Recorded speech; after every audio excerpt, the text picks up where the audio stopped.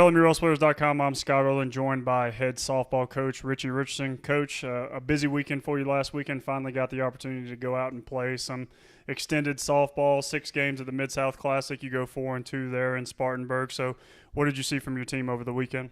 Yeah, we were fortunate to get 6 ball games in. The weather was iffy down there the entire time. A lot of rain expected, but we got in 6 ball games. I was pleased with our overall performance. We did some good things, and we're excited to get back out and play this weekend. When it was one of those, the 6 games, you easily could have come out of there with 6 wins. But the biggest storyline of the whole weekend was that you did, in fact, get to go out there and play softball 2 games each day, get into more of a rhythm of the season. So how important was that for your team to get out there and just play? Yeah, it's always tough in the early part of the season. It's a lot of stopping and starting. It's tough to gain any consistency. So you go down there and you play 6 games in 2 days. You come out of it thinking, wow, I feel like at the end we were really starting to play well. Of course, the problem is that now that we're off until the following weekend. But we played consistently. Our pitching was really, really good.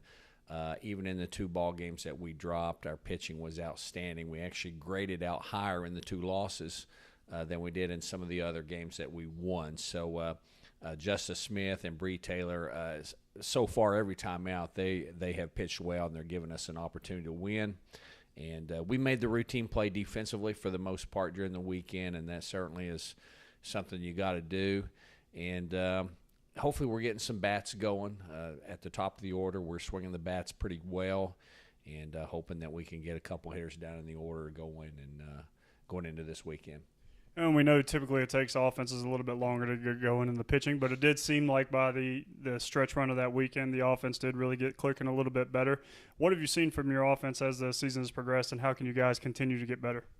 Yeah, we're starting at the top of the order. Keela Goins has started getting on base for us in the leadoff spot. We're getting good production from our 3, 4, 5 hitters. That's Allie Jones, Emma Webb, and Kelsey Holcutt. We've got to be more consistent down in the order.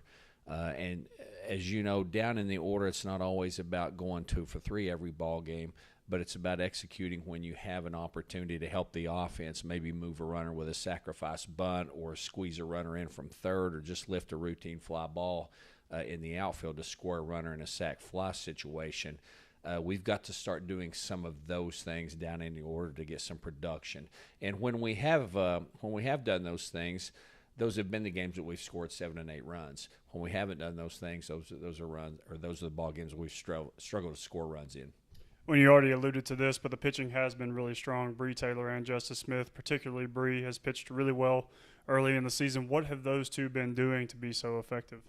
Yeah, they're pounding the zone better. We like a 2-to-1 strike ball ratio. In other words, if you throw 90 pitches in a ball game, 60 of them should be strikes. They have done that so far in most of the ball games. They've graded out very close to 2-1 strike ball ratios. Their first pitch strike ratios have been excellent. We like 63% or higher, and on most occasions, they've been at that 63% or higher. They're not allowing as many base runners. Their whips have been low. They're just executing well, and I think they're executing down in the strike zone more this year instead of up. Extra base hits against them are down. Opponents' batting averages against them are down. And, when you do those things, I think you're going to put yourself in a situation or in a position to win. Well, and you're still not coming back to Dorothy Neely Field for another week or a week and a half or so. So this weekend you head over to Virginia Wise for a doubleheader against the Cavaliers. So what are you expecting to see against the Cavaliers, and what are you expecting to see from your team? Yeah, Virginia Wise is an excellent team. They're 7-3 after 10 ball games. They've got an outstanding pitcher in Taylor Brantz, who I think is 4-1 with an ERA sub-1 ERA. She looks to be outstanding on paper. Offensively, I think they're probably a squad a lot like us. They've scored 41 runs after 10 ball games, so averaging a little over 4 runs a ball game. And it doesn't, appear on paper that they probably swing the bats down in the order that well. So they probably resemble us in a lot of ways. For us, I'd like to just be able to continue to play well. Hope that Justice and Bree go out there and give us the same kind of pitching performances that they have thus far. Give us a chance to, stay in a close ball game, win at the end, and you just hope that you make the routine plays defensively, and maybe get another bat or two going down in the order. So. Well, the Lady Rail Splitters head over to Virginia Wise for a doubleheader on Saturday. For Richie Richardson, I'm Scott Erland, and this is LMURailsplitters.com.